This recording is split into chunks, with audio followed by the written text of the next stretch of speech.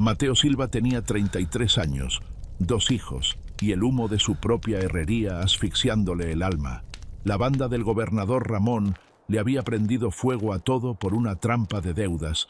Con su esposa recién fallecida, Mateo no suplicó.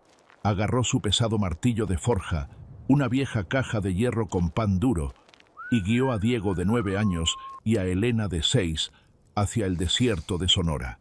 Teñido de sangre bajo el crepúsculo, si alguna vez te lo han quitado todo y aún así decidiste caminar, este relato es tuyo. Vamos a comenzar.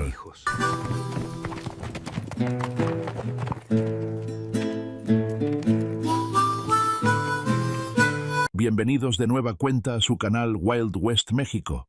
El día de hoy, los invitamos a viajar en el tiempo hacia los rincones más profundos y despiadados del desierto de Sonora, donde el viento helado y el crujir de la fragua en el valle de Chihuahua les contarán una leyenda sobre la redención y el verdadero coraje. Esta es la crónica de Mateo Silva, un hombre de hierro que vio su vida entera reducida a cenizas por la codicia de los hombres, y de sus 2 pequeños hijos, Diego y Elena, cuyas miradas infantiles tuvieron que aprender a sostener el peso de un destino implacable en esta tierra herida, donde la ley del más fuerte y el vaino de los poderosos suelen ser más letales que una bala de plomo. Ustedes serán testigos de cómo la dignidad humana no se quiebra ante la desgracia, y cómo el refugio más seguro no se compra con oro, sino que se levanta golpe a golpe, con el sudor de la frente, la guía del cielo, y la paciencia infinita de un padre que se niega a doblar las rodillas ante el dolor. El sol de la tarde caía como plomo derretido sobre la inmensidad del desierto, un calor sordo que parecía brotar de la misma tierra roja y agrietada. Mateo caminaba firme, con el paso medido de quien sabe que la prisa en el norte no es buena consejera. La prisa solo trae cansancio, y el cansancio, en medio de la nada, es peligroso. A su lado, Diego mantenía el paso con los ojos fijos en el suelo polvoriento, imitando esa fijeza callada de su padre, mientras que en los hombros de Mateo, la pequeña Elena ya había dejado caer la cabeza, vencida por el sopor del viaje. Avanzaban entre nopales gigantescos y matorrales secos que parecían estirarse como garras bajo el cielo limpio. Un paisaje hermoso pero implacable, donde el silencio es tan espeso que uno puede escuchar sus propios pensamientos. No había un rumbo fijo en ese sendero olvidado que bordeaba el valle de Chihuahua, solo la certeza de que quedarse atrás significaba la ruina absoluta. Fue casi al caer la tarde, cuando las sombras de los cerros empezaron a estirarse hacia el oriente, y el viento comenzó a soplar con ese frío repentino y calador que caracteriza a la frontera, que Mateo divisó la silueta, escondido entre una hondonada, casi tragado por la maleza y los mezquites, se levantaba un rancho en ruinas. Tenía las paredes de adobe gris cuarteadas por los años, una cerca de madera vencida que alguna vez resguardó ganado, y un techo de lámina oxidada que crujía con el viento. No había humo, no había rastro de pisadas frescas, no había nada más que el olvido y el olor cerrado a tierra vieja. Mateo se acercó despacio, empujando con cuidado la pesada puerta de madera que colgaba de una sola bisagra vencida. El interior era una sola habitación grande con piso de tierra apisonada, y un fogón de piedra arrumbado en una esquina, cubierto de ceniza de quién sabe cuántos inviernos pasados. Diego se asomó por debajo del brazo de su padre.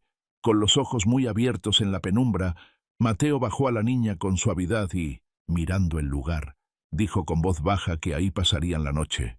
Esa misma tarde, antes de que la oscuridad se tragara por completo el camino, Mateo se puso a trabajar. Un buen artesano sabe que lamentarse no repara techos, y él, que había pasado la mitad de su vida frente al yunque, entendía que el hierro y la vida se moldean a golpes de voluntad. Usando las pocas herramientas que cargaba en su caja de hierro, ajustó los pernos de la puerta principal para que el viento de la noche no la azotara.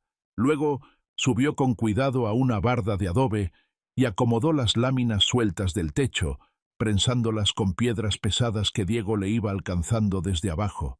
El niño trabajaba en un silencio absoluto, con las manos sucias de tizne y tierra, entendiendo sin necesidad de palabras que cada piedra colocada era un escudo contra el frío que ya empezaba a colarse por las rendijas.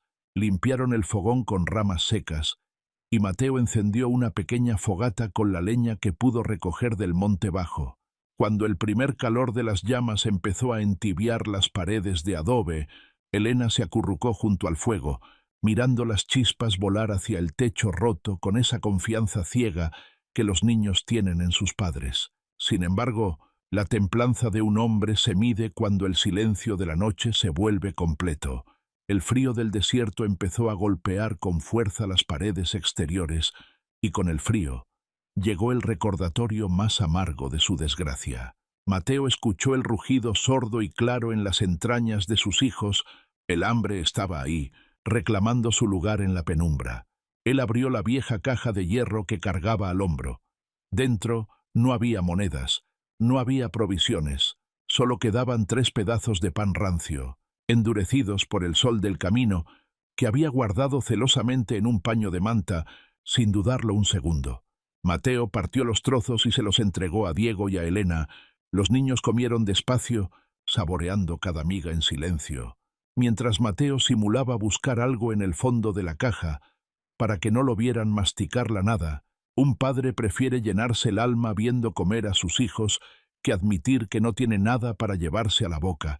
Fue en ese momento, mientras sacudía el polvo del fondo de la caja de herramientas, que sus dedos tropezaron con un doble fondo metálico que no había notado antes, un compartimento oculto en el metal rústico que perteneció al viejo Tomás años atrás. Al remover la tapa con la punta de su navaja, Mateo encontró un pequeño envoltorio envuelto en cuero gastado. No había oro dentro, pero lo que halló le devolvió el aliento: una Biblia muy vieja, con las hojas desgastadas por el uso, y un trozo de herradura de hierro puro, grabada con 3 líneas profundas en el canto. Mateo tomó la pieza de hierro entre sus manos.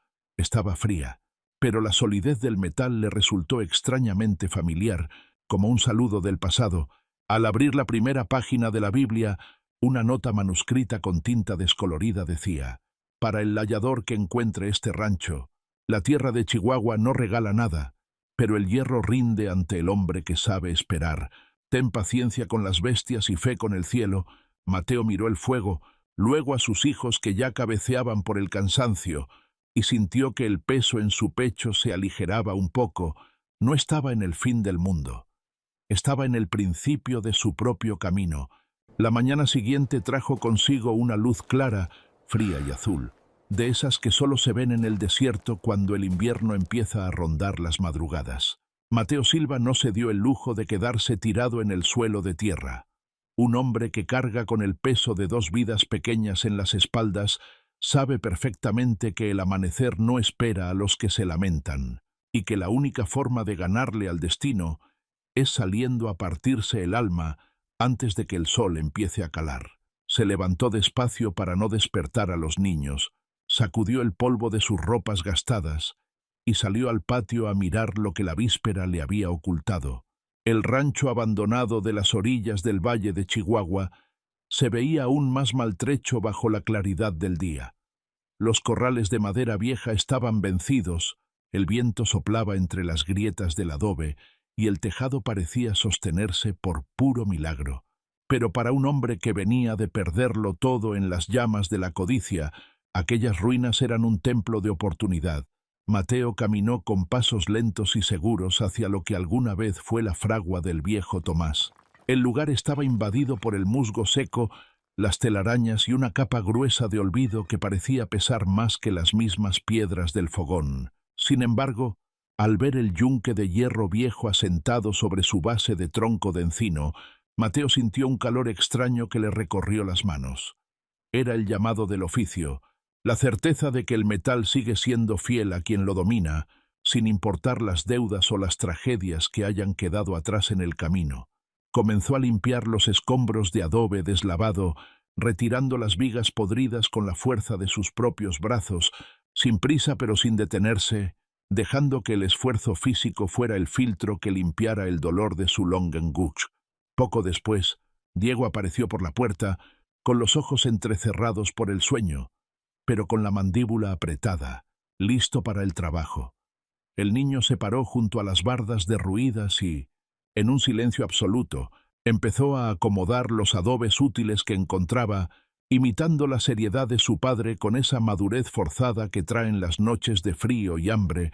Mateo avivó el fuego de la fragua usando carbón viejo y ramas secas que Diego había recolectado.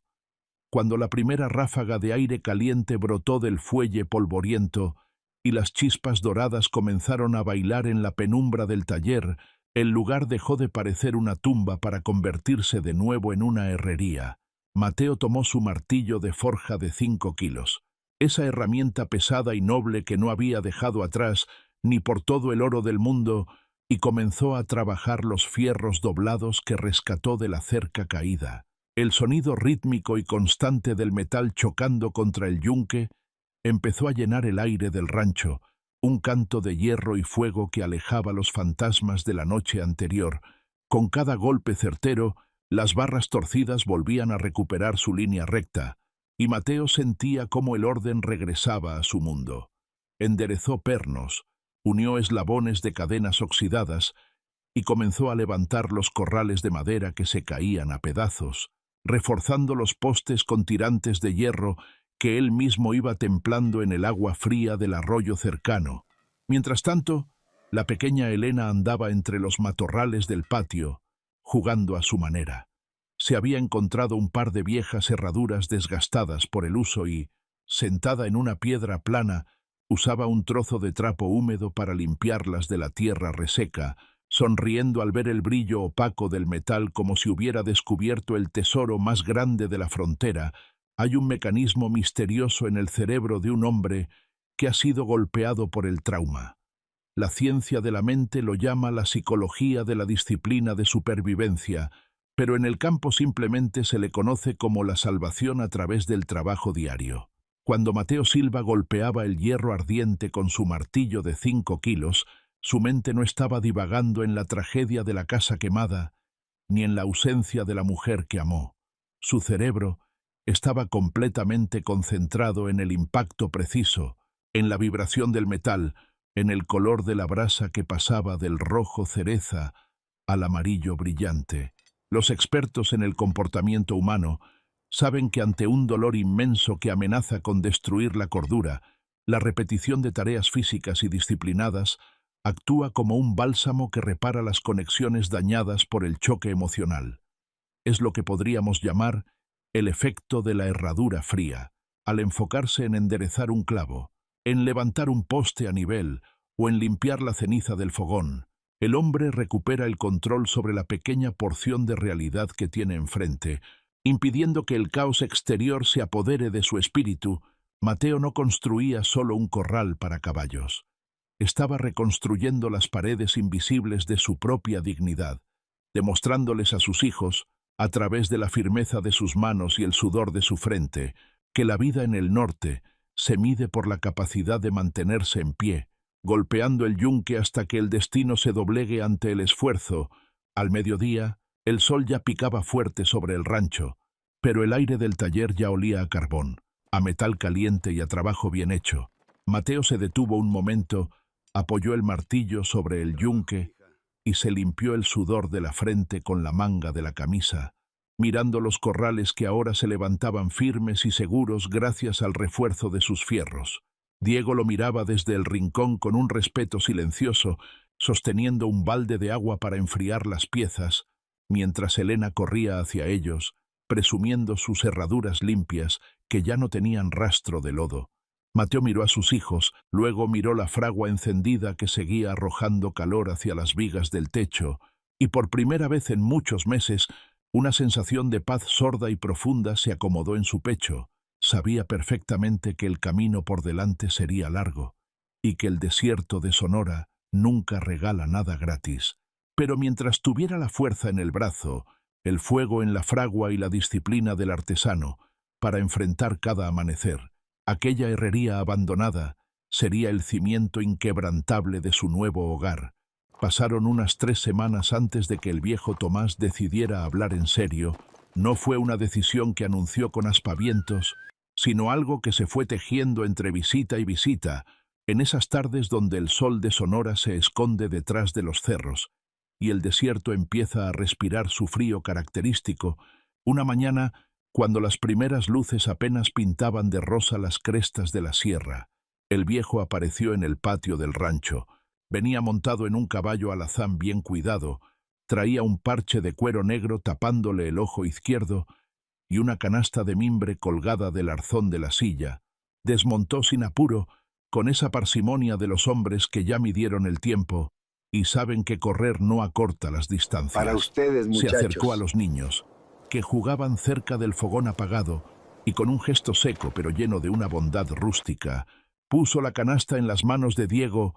Traía tortillas de maíz recién hechas, un trozo de queso fresco envuelto en hojas y un jarro de barro con leche de cabra todavía espumosa. Mateo salió del taller limpiándose las manos con un trapo lleno de tizne.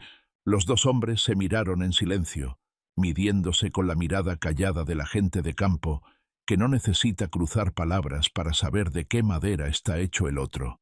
Don Tomás miró el corral de madera que Mateo había levantado los días anteriores. Revisó con su único ojo la firmeza de las uniones de hierro, el nivel de los postes de madera y el orden limpio que ahora gobernaba el patio. El viejo soltó un gruñido sordo, que era lo más cercano a un elogio que salía de su boca, y se acomodó el sombrero de palma hacia atrás. Le dijo a Mateo que la humareda negra de su fragua se veía desde el fondo del valle y que en esta frontera, un hombre que sabe trabajar el metal con esa rectitud y ese silencio, es alguien a quien vale la pena escuchar, no correr. Se quedaron platicando junto a la barda de adobe. Mientras los niños comían, don Tomás estiró el brazo y señaló hacia el norte, en dirección a los cañones de piedra gris que cortaban el horizonte como cuchillos de roca. Le dijo a Mateo que esas tierras baldías ocultaban el tesoro más indomable de la región, una manada de caballos salvajes, mustangs puros, nacidos en libertad entre los riscos y las nopaleras. Eran bestias de lomo alto, patas de piedra y una furia en la sangre que los hacía correr como el viento del desierto.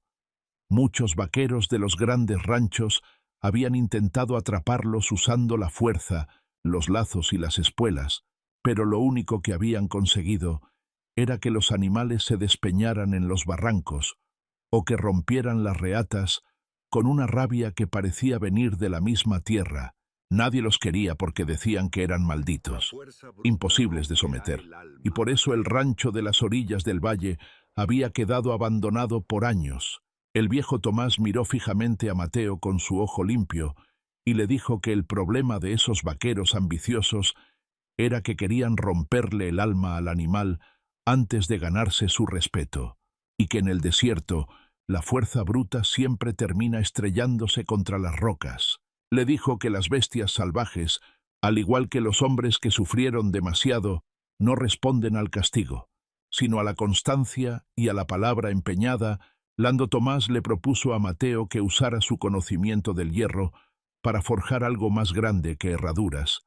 Le ofreció enseñarle el oficio de los verdaderos vaqueros de la frontera, el arte de leer el viento, Silvamán. de entender el resollar de una yegua a la distancia y de ganarse la confianza de una manada sin necesidad de usar la violencia. Mateo escuchó cada frase con la atención del artesano que atesora una lección cara.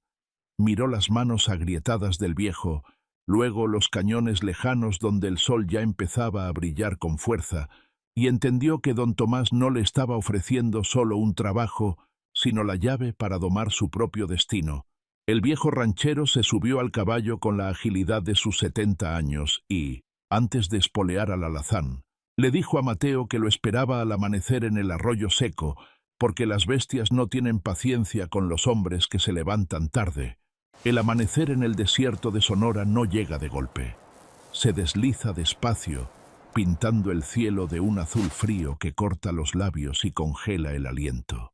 A esa hora, cuando la luz apenas empieza a rozar las espinas de los saguaros, Mateo ya estaba de pie en el arroyo seco, esperando.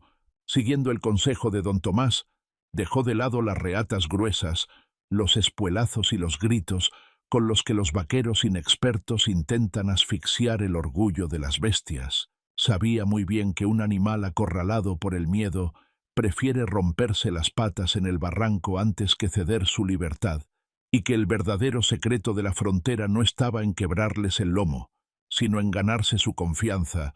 El primer paso fue el más difícil, el que requería esa paciencia sorda que Mateo había aprendido frente al yunque, donde el hierro no cede si uno intenta apurarlo. Cada mañana, sin falta, Mateo caminaba hasta el claro del arroyo, donde la arena aún guardaba el frío de la noche, y esparcía puñados de sal y grano de maíz pozolero sobre las piedras planas. Luego se retiraba apenas unos metros y se quedaba quieto, completamente inmóvil, transformado en una estatua de carne y hueso bajo el sol abrasador que empezaba a picar con fuerza a media mañana. Las primeras semanas no vio más que huellas frescas en el lodo del amanecer y el eco lejano de unos cascos perdiéndose entre los cañones de piedra. Las bestias desconfiaban, olían el rastro del hombre, el olor a carbón y a fragua que Mateo llevaba impregnado en la piel, y se mantenían al margen, vigilando desde las sombras de los riscos. Pero la constancia en el desierto termina por vencer cualquier sospecha. Una mañana gris, el viento trajo consigo el primer sonido real, un resollar profundo, cauteloso, el bufido de una yegua joven que se asomaba entre los mezquites. Mateo ni siquiera parpadeó. Mantuvo la respiración medida, los brazos caídos a los lados y los ojos fijos al frente, dejando que el animal lo olfateara a la distancia, entendiendo que el más mínimo movimiento en falso la haría desaparecer durante semanas. Con los días, el milagro de la paciencia empezó a dar sus brotes. La manada ya no huía al verlo. Se acercaban al arroyo seco con un trote pausado, manteniendo las orejas erguidas y los ojos bien abiertos. Pero comiendo el maíz que Mateo les dejaba, ya se oía el masticar constante del grano, el golpeteo suave de los cascos contra la piedra y ese resollar tranquilo de los animales que empiezan a sentirse seguros en presencia de un hombre. Mateo los observaba en silencio, aprendiendo a distinguir el carácter de cada bestia, por la forma de pararse, por la manera de mover la crin o por el brillo de sus ojos en la penumbra de la mañana. Fue en la quinta semana cuando la prueba definitiva cayó del cielo, de esas situaciones trágicas que el desierto te pone enfrente sin aviso, para medir de qué madera estás hecho.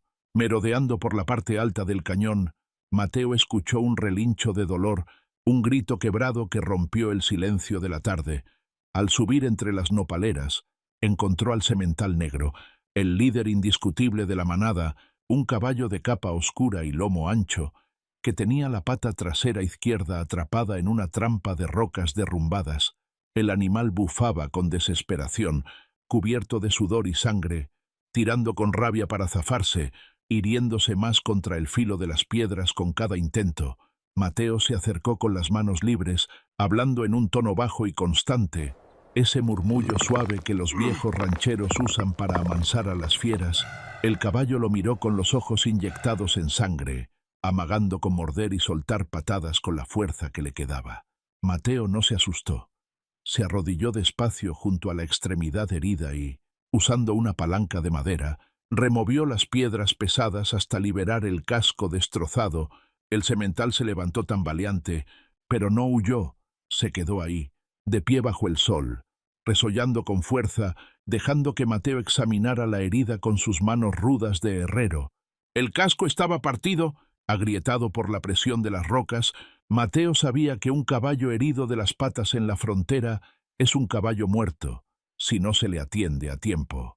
Bajó al rancho, encendió la fragua y, con el pulso firme y el corazón latiendo al ritmo del fuelle, forjó una herradura perfecta con sus propias manos, una pieza de hierro templado, rústica pero noble, diseñada exactamente para sanar la barda del semental. Al regresar al cañón, el caballo negro lo esperaba en el mismo sitio.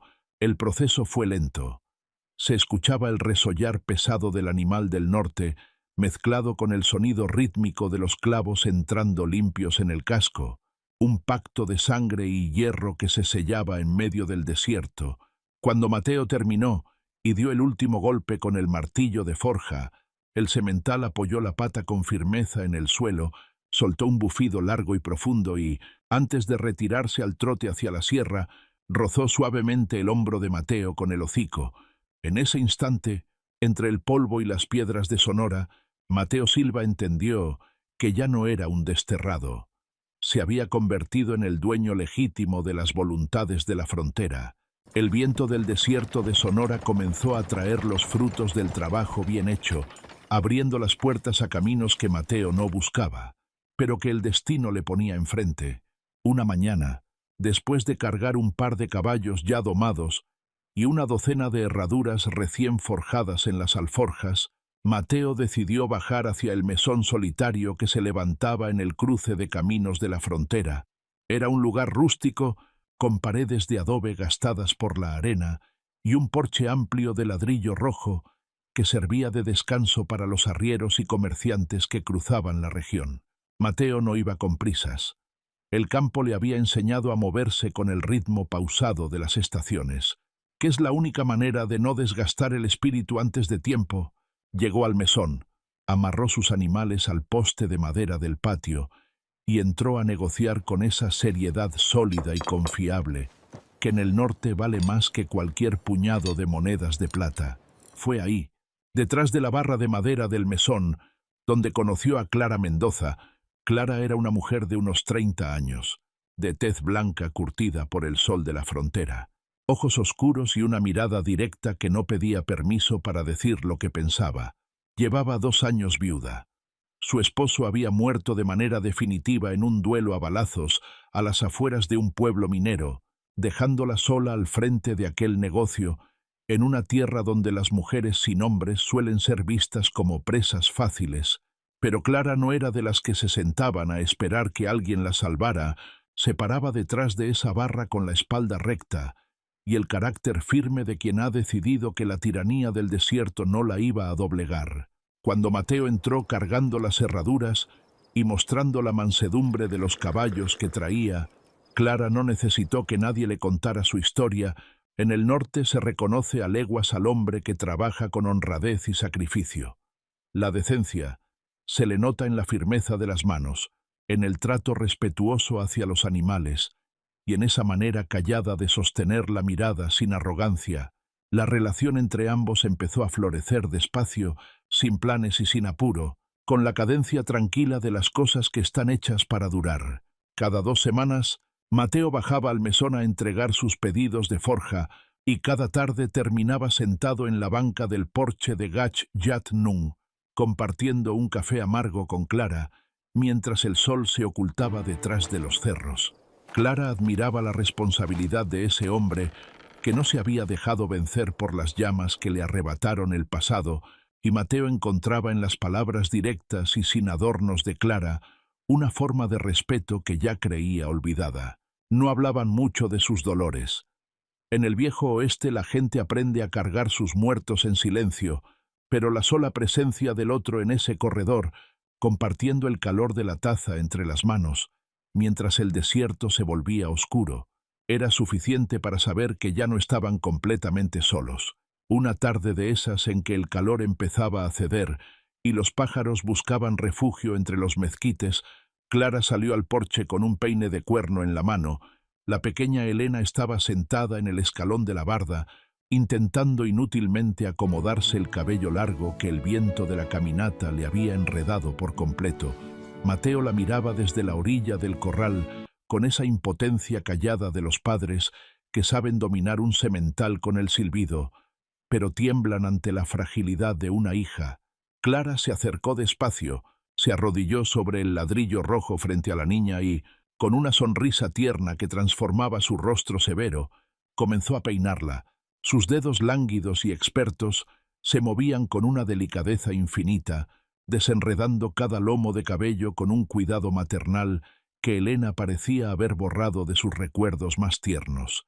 La niña cerró los ojos, entregándose por completo a la calidez de esas manos extrañas pero protectoras, mientras Diego observaba desde lejos con la mandíbula un poco menos apretada de lo usual.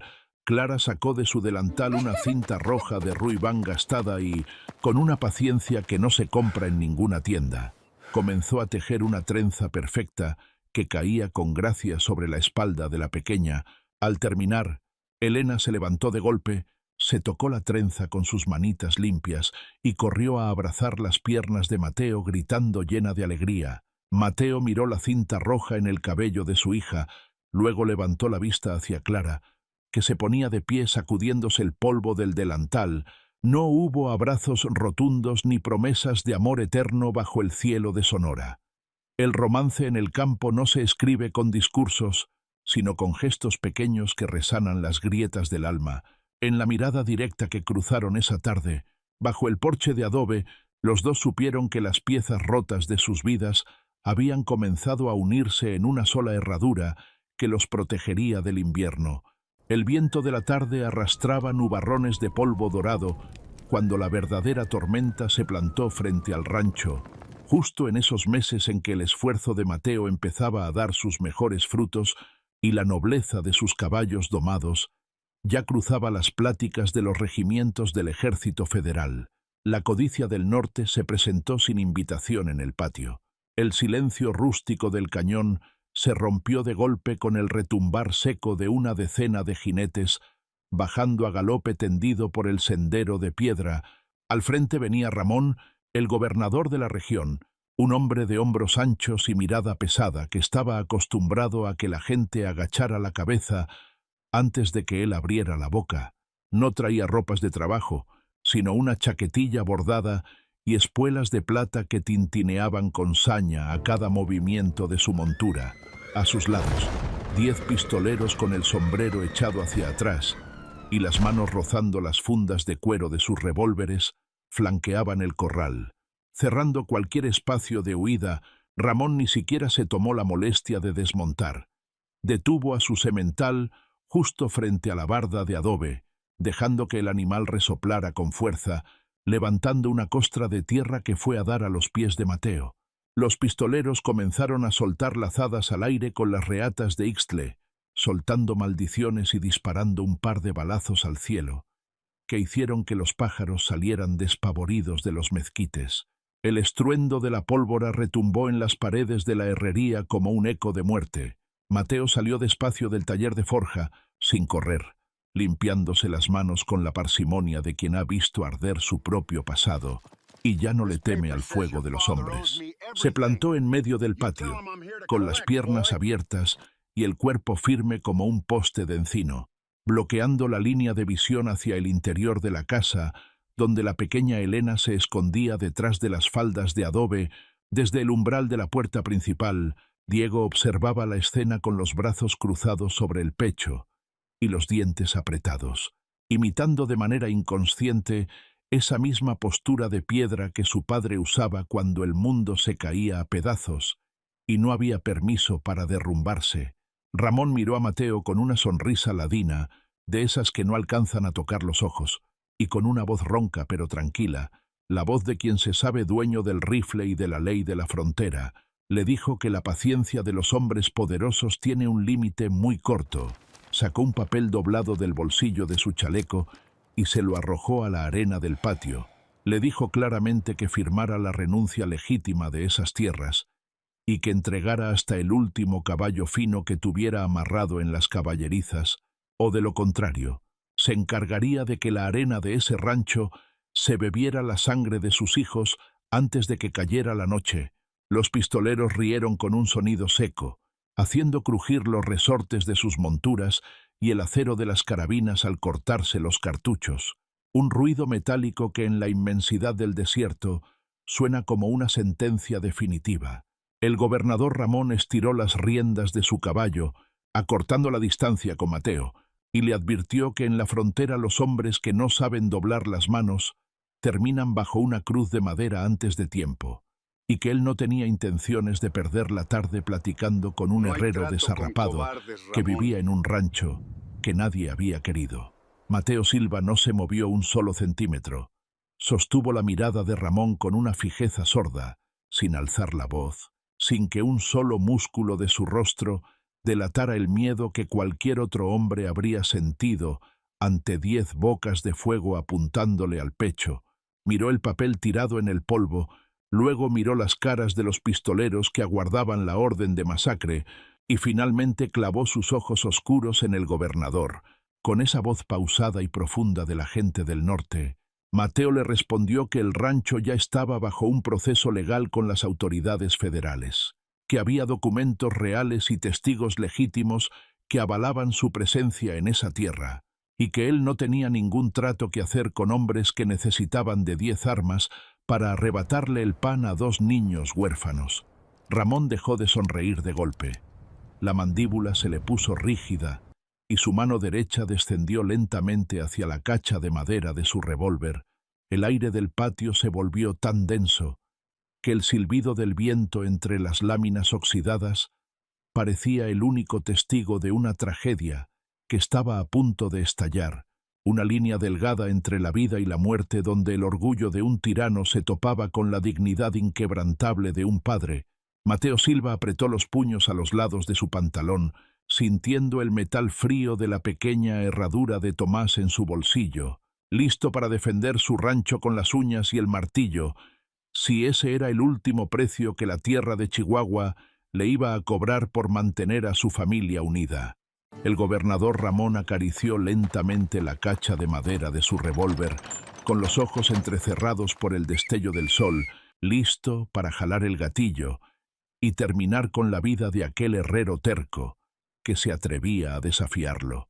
Pero la frontera es un territorio donde el destino cambia de rumbo en el espacio que tarda en parpadear un ojo, y la verdadera justicia de esta tierra no siempre se escribe con el plomo de las armas. Justo cuando la tensión en el patio era tan densa que el aire parecía congelado, un movimiento sutil ocurrió a espaldas de la línea de pistoleros. El pequeño Diego, aprovechando que la atención de todos los invasores estaba fija en el pecho de su padre, se deslizó como una sombra entre las bardas de adobe y abrió sigilosamente las pesadas compuertas de madera de las caballerizas traseras. Mateo, al ver la sombra de su hijo resguardarse en un rincón seguro, no dudó un solo segundo. Se llevó 2 dedos a los labios y lanzó un silbido ensordecedor, agudo y prolongado, un grito de aire que rasgó el silencio de los cerros y retumbó con la fuerza de un trueno en la inmensidad del cañón de piedra. El semental negro, el líder indomable que Mateo había curado con sus propias manos semanas atrás, reconoció el llamado al instante. Desde el fondo de los corrales se escuchó un relincho de furia, un eco salvaje que precedió al desastre. El gran caballo oscuro brotó de las caballerizas a galope tendido, guiando a la manada completa de mustangs salvajes que Mateo había pasado meses alimentando. Los animales irrumpieron en el patio como una tormenta de arena viviente, una masa de carne, crines al viento y cascos de piedra que avanzó con un trote ensordecedor, arrasando por completo con la línea de los pistoleros de Ramón. Los caballos de los bandidos, aterrorizados por la embestida de la manada libre, empezaron a encabritarse, soltando coces y derribando a sus jinetes contra el suelo polvoriento. El aire del patio se llenó del olor a sudor animal, pólvora quemada, y los gritos desesperados de los hombres que caían bajo el torbellino de cascos. Ramón intentó mantener el control de su montura, pero el semental negro pasó junto a él como un relámpago oscuro, golpeando el flanco de su caballo y arrojando al gobernador de cabeza contra la arena del patio, donde su sombrero de palma quedó aplastado bajo el lodo. Justo en ese instante de confusión absoluta, cuando los pistoleros intentaban levantarse aturdidos y buscar sus armas entre el polvo, el sonido metálico de varios rifles siendo cortados resonó desde los límites de la cerca. Clara Mendoza no se había quedado con las manos cruzadas esperando el desenlace. Tras ver la amenaza que rondaba el rancho días atrás, había bajado cabalgando al pueblo de madrugada para alertar a las autoridades y a los hombres de bien de la comarca.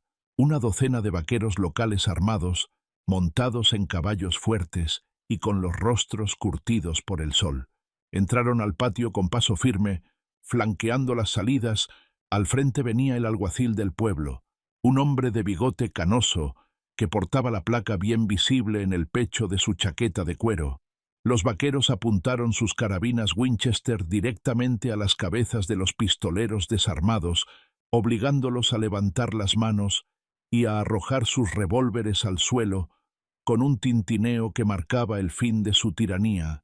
El alguacil desmontó sin apuro, caminó hacia Ramón, que intentaba incorporarse limpiándose la sangre de la boca, y tras pronunciar su nombre con esa frialdad de la ley norteña, le colocó las esposas de hierro ante la mirada callada de toda la comunidad. Hay una regla vieja que los antiguos rancheros de Chihuahua conocen muy bien, una verdad que los hombres de la ciudad nunca alcanzan a comprender del todo. La ley de la tierra siempre dicta su lección de sangre ante el depredador que intenta romper el orden natural de las cosas.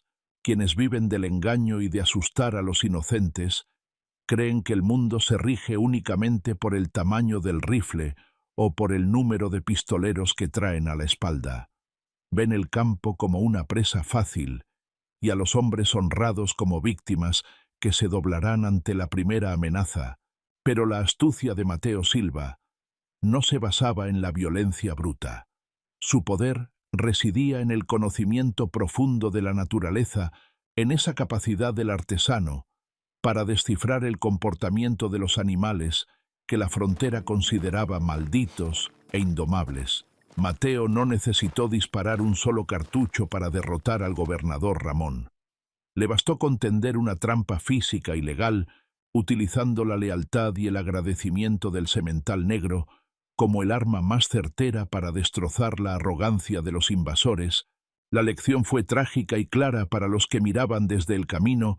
En este rincón del desierto, el hombre que cría con respeto y trabaja con limpieza termina ganándose la protección de la misma tierra, mientras que el depredador que llega sembrando el fuego siempre termina pisando los clavos oxidados de su propia codicia.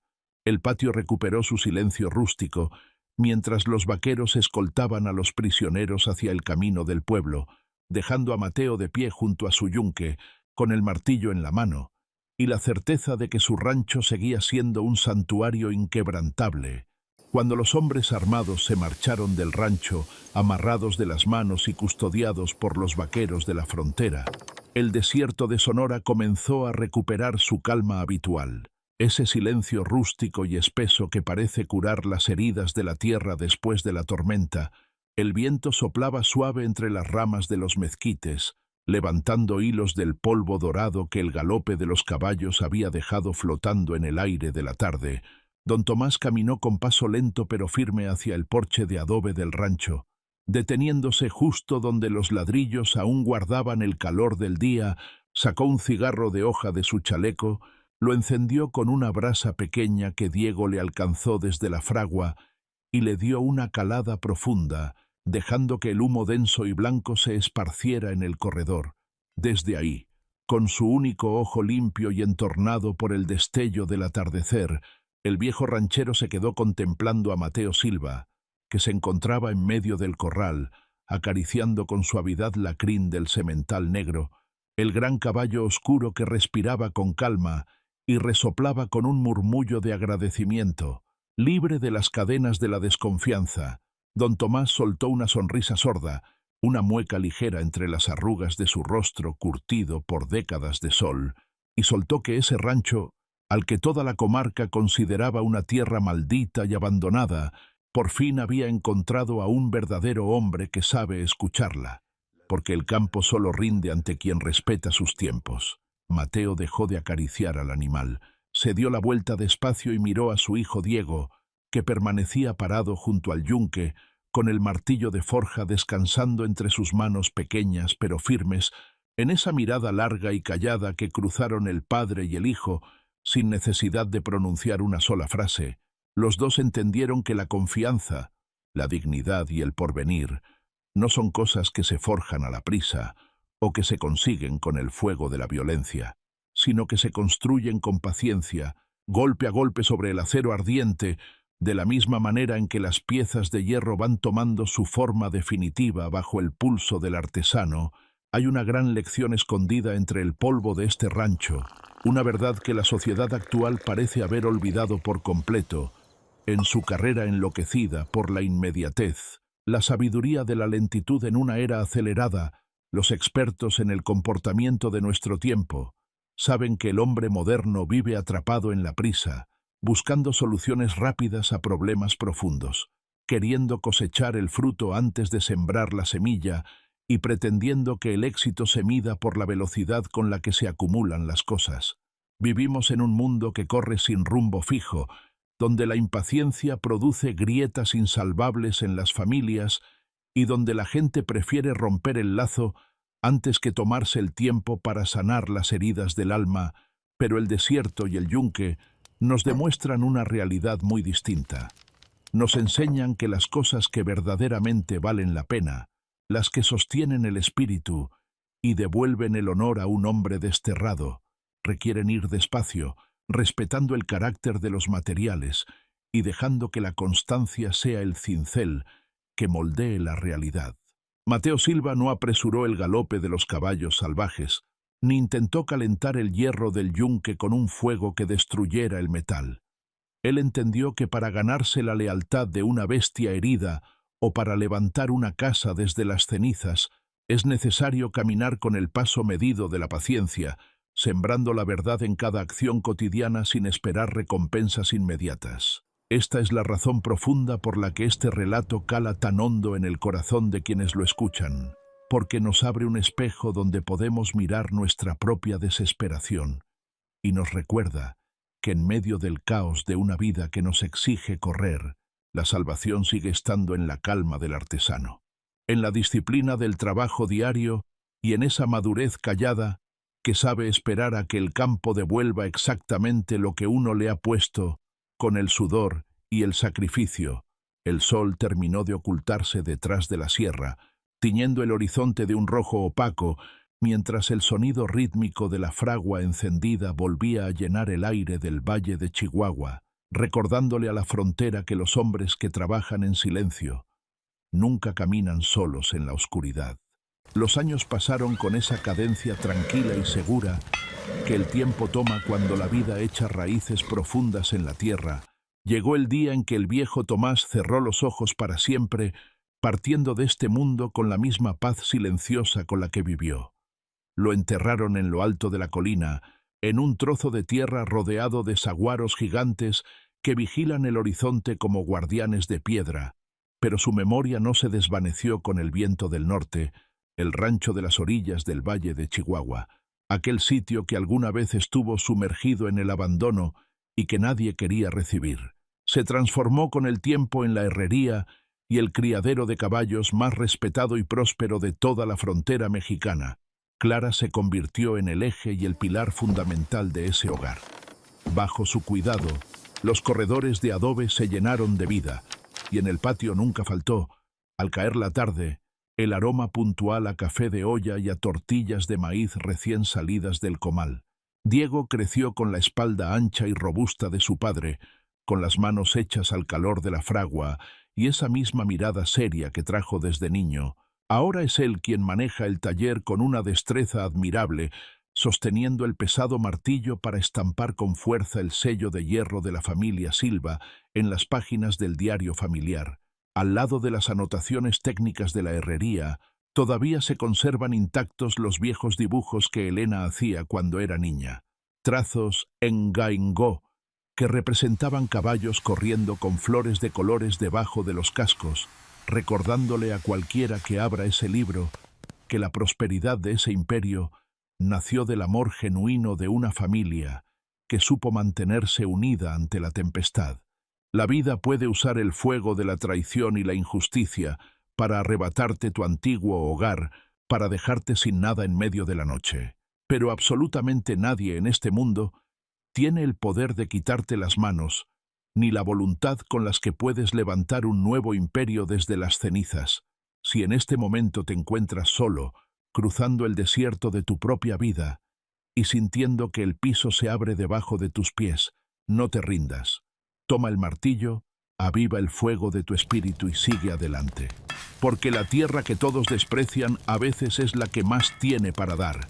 Si este relato tocó tu corazón, suscríbete al canal en este momento, para que no te pierdas ninguna de las crónicas indomables de nuestra tierra en Viejo Oeste México. Déjame en los comentarios desde qué rincón del mundo nos escuchas esta noche. Nos vemos en el próximo camino. Y así, La historia de Mateo Silva y su batalla contra el destino en el desierto de Sonora ha llegado a su fin.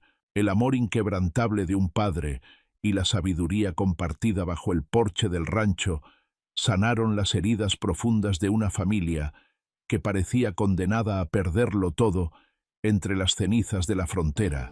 Fue esa disciplina del trabajo diario, esa buena voluntad rústica que no necesita explicaciones ni busca el éxito inmediato, la que logró templar el espíritu de Mateo y devolverle la dignidad a unos niños que se quedaron sin hogar en medio de la nada. El viejo Tomás y la presencia protectora de Clara fueron el recordatorio de que, incluso en los rincones más clementes y peligrosos de la frontera, el respeto por la vida y la constancia de las manos honestas son capaces de reescribir el destino de un hombre de palabra. Esta crónica es el testimonio vivo de que, a veces, para levantar un imperio no se necesitan palabras decoradas. Basta con una presencia llena de empatía, un martillo de forja y la paciencia hacia suficiente adelante, para escuchar lo que la siempre. tierra está pidiendo. Agradecemos profundamente a toda nuestra audiencia por habernos acompañado hasta el último segundo de este relato.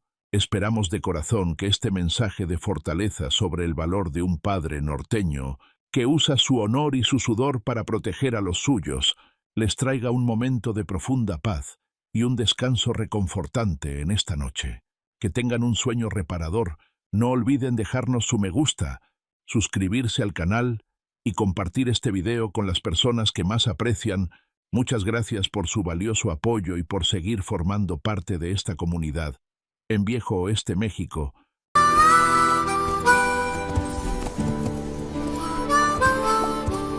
Wild West, Mexico.